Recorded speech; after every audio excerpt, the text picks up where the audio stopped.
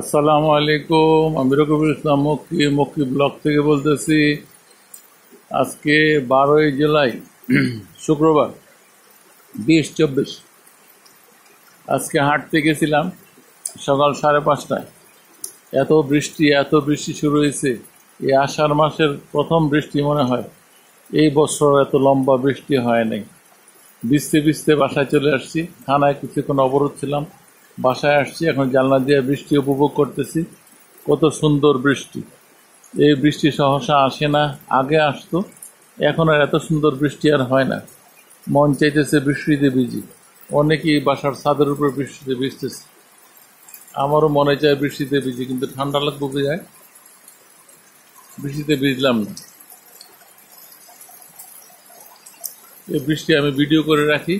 যখন বৃষ্টি থাকবে না, বৃষ্টি আসবে না, তখন আমি এগুলো দেখব।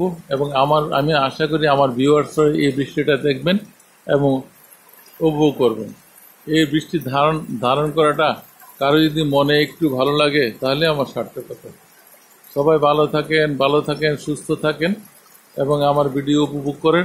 লাইক শেয়ার করার কথা বলি না, আমি শৌখিন, আমি শখ করে এগুলা করি।